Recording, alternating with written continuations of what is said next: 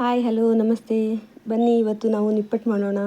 ನಿಪ್ಪಟ್ಟು ಮಾಡಲು ಮೊದಲು ಶೇಂಗಾನ ಚೆನ್ನಾಗಿ ಹುರಿದು ಆಮೇಲೆ ಸಿಪ್ಪೆಯನ್ನು ಸುಲಿದು ಅದು ಅರ್ಧ ಕಪ್ ಶೇಂಗಾ ಅರ್ಧ ಕಪ್ ಪುಟಾಣಿ ಹಾಕಿ ಅದನ್ನು ಅರ್ಧ ಗ್ರೈಂಡ್ ಮಾಡಬೇಕು. ಪೂರಾ ಜಿನಗಲ್ಲ, ಸ್ವಲ್ಪ ಸ್ವಲ್ಪ ಗ್ರೈಂಡ್ ಮಾಡಿ ಅರ್ಧ ಗ್ರೈಂಡ್ ಮಾಡ್ಕೋಬೇಕು. 1 ಕಪ್ ಶೇಂಗಾ ಪುಟಾಣಿಗೆ 2 ಕಪ್ಪು ಅಕ್ಕಿ ಹಿಟ್ಟು ಹಾಕಬೇಕು.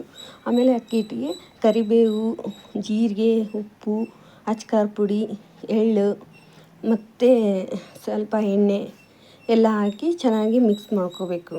ಅಂದರೆ ಉಪ್ಪು, ಖಾರ ಪುಡಿ, ಎಳ್ಳು ಪುಡಿ ಎಲ್ಲನೂ ನೀಟಾಗಿ ಕಲಿಯಬೇಕಂದ್ರೆ ನೀಟಾಗಿ ಇದು ಮಾಡ್ಕೋಬೇಕು.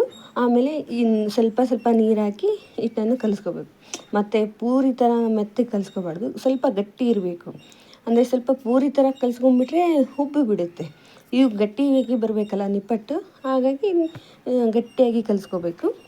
ಈ ಥರ ಲಟ್ಟಿಸ್ಕೊಂಡು ಒಂದು ಬಟ್ಲ ಇಟ್ಟು ಈ ಥರ ನಮ್ಗೆ ಯಾವ ಶೇಪ್ ಬೇಕು ಆ ಶೇಪ್ ಮಾಡ್ಕೋಬೇಕು. ಆಮೇಲೆ ಎಣ್ಣೆ ಕಾದಿದೆ ಅಂತ ನೋಡಿ ಆಮೇಲೆ ಒಂದೊಂದೇ ಹಾಕಬೇಕು.